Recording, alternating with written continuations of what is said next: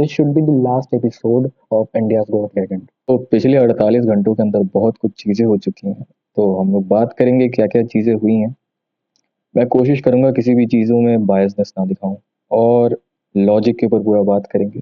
कोशिश करूंगा कि बहुत सारे पर्सपेक्टिव्स को छू के जाऊं और अलग अलग पॉइंट ऑफ व्यूज को लूं। तो पहले एक वीडियो देखते हैं रणवीर भाई का, फिर उसके बाद हम लोग स्टार्ट करते हैं। Watch your parents have sex every day for the rest of your life,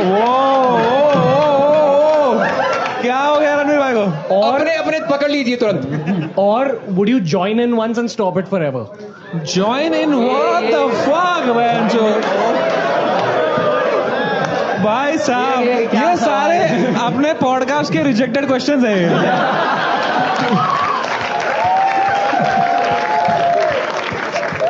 भाई माइंड ब्लोइंग आती है। What a question, मेरे को भाई। लगता था वो तो एक्ट करता है ये वो। बोलना भाई। ओके, सो ये वीडियो सुन के सच में बहुत बेकार लगा, वाहियात लगा। और सच में हमने एक्सपेक्ट नहीं किया था कि रणवीर भाई के मुंह से ये वाहियात सा जोक निकलेगा, क्योंकि वो one of the top most creators में से एक है, पॉडकास्टर है अपने इंडिया के। उनका जॉनरा एक अलग है। और सच में ये जो सुनने में सच में बहुत ही बेकार सा लगा, क्योंकि आपको ये चीज़ समझना पड़ेगा कि आपके पास इतनी बड़ी एक ऑडियंस है, और आप नेशनल क्रिएटर्स अवार्ड आपको मिला है ऑनरेबल प्राइम मिनिस्टर से। सो आपकी एक रिस्पॉन्सिबिलिटी है कि मैं क्या चीज़ लोगों के सामने दे रहा हूँ, क्या चीज़ पोर्ट्रे कर रहा हूँ। अगर कोई एक इन्फ्लुएंसर है, तो उनके पास तीन तरीके के ऑडियंस होते हैं। एक जो ऑडियंस होता है जो जिसको कोई मतलब नहीं, वो देखेगा आज, हंसेगा और कल अपने काम में बिजी हो जाएगा। दूसरे वो तरीके के लोग होते हैं जिनके पास अपने ओपिनियंस तो नहीं होते हैं, लेकिन वो दूसरों का देख के, लाइक सोशल मीडिया किस तरफ जा रहा है, उस साइट को देख के अपना ओपिनियन डिसाइड करते हैं, चाहे वो सही हो चाहे वो गलत हो। और इसी वाले जोन में बहुत लोग आते हैं। और जो हमारे जो थर्ड कैटेगरी है, वो ये है कि कुछ लोग ऐसे हैं जो सच में आपसे इन्फ्लुएंस होते हैं। तो मैंने कुछ रिकॉर्डिंग देखी थी जिसमें समय ने बोला था कि आप कुछ भी डाल दो, कुछ भी ऐसा कुछ कर दो, ऑडियंस तो फटेगी ही फटेगी। इस टाइप का मैंने एक रील तो देखा था। तो बेसिकली लेटेंट में क्या हो रहा है कि आप सेक्स को नॉर्मलाइज कर रहे हो, आप वल्गैरिटी को नॉर्मलाइज कर रहे हो, वुमेन्स को ऑब्जेक्टिफाई करना उसको आप नॉर्मलाइज कर रहे हो। तो ये जो चीज़ें हैं, और इसको आप एक डार्क जोक की तरफ आप इसको पोर्ट्रे करके कर रहे हो, क्योंकि अगर डायरेक्टली अगर तुम करोगे तो लोग इसमें बोलेंगे। तुम उस चीज़ को ऐसा बोलते हो कि ये तो एक जोक है, इस चीज़ को एक जोक की तरह लो। लेकिन फिर वही बात आती है कि उसका डेकोरम क्या है, उसका एक मर्यादा तो होता है। क्योंकि जो छोटे बच्चे हैं, 14 साल 15 साल, वो भी वही देख रहे हैं। अब जब एक बड़ा क्रिएटर जब ये सारी चीज़ें बोल रहा है, जिसके 6 मिलियन 7 मिलियन सब्सक्राइबर है, तो कोई भी इंसान उस चीज़ से इन्फ्लुएंस होगा ही होगा, क्योंकि उनके अंदर वो सोचने की क्षमता ही नहीं है। वो तो वही चीज़ देखेंगे जो सीखेंगे।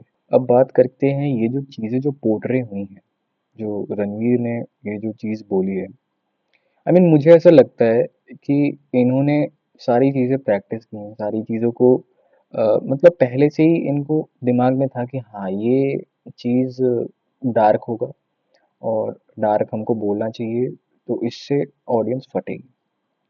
मगर इनको शायद वो जो है ना कि कंट्रोल, कि कितना एक्सटेंड तक मुझे जाना है। अब तुम ये चीज़ देख सकते हो कि पेरेंट्स वाले टॉपिक पे पूरा आउटबर्स्ट किया, सारी मीडिया, पॉलिटिशियन सब लोग बोल रहे हैं, क्योंकि यहाँ पे जो बेस लाइन था वो हिट हुआ है।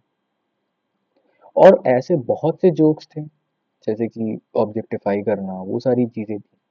लेकिन वो सारी चीज़ों को हम कॉमन सोच रहे हैं, वो सब मतलब ठीक है यार, मजाक है। अब अगर जस्ट तुम एक हाइपोथेसिस ड्रॉ करो कि ये जो चीज़ थी, अगर तुम ये समझ लो जो पेरेंट्स वाला जो जोक था वो इतना फटता नहीं, लाइक इतने पॉलिटिशियंस के पास नहीं आता, तो फिर वो भी एक कॉमन सा एक जोक हो जाता। तो ऑब्वियसली वो लोग उस चीज़ में कट नहीं किए।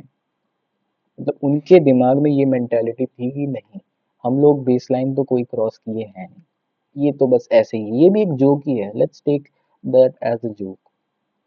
और ऐसे बहुत से अब लोग होंगे जो इस चीज़ को समझेंगे कि गलत है, लेकिन वो बोल नहीं पाएंगे क्योंकि अब जो ये सोसाइटी है वो एलिनेटेड बन चुकी है। अब तुम जाके बोलने लगोगे कि हाँ यार देखो मुझे ना पसंद नहीं है, I don't like this kind of jokes, तो तुम्हें बाकियों के कम्युनिटी से तुम्हें अलग कर दिया जाएगा कि तुम अलग रहो। नहीं यार ये तो नॉर्मी है, इसको तो डार्क जोक समझ में ही नहीं आते। मगर यार ऐसा नहीं हो सकता ना यार, आप कोई भी चीज़ इस तरीके से पोर्ट्रे नहीं कर सकते हो जिससे किसी की धारणा, किसी की थिंकिंग को ठेस पहुंचे, क्योंकि वही चीज़ आप पोर्ट्रे करोगे यार आप पेरेंट्स के साथ, वो सेक्सुअल वाली जो चीज़ हो रही है, क्योंकि कोई कैसे ये चीज़ सोच सकता है।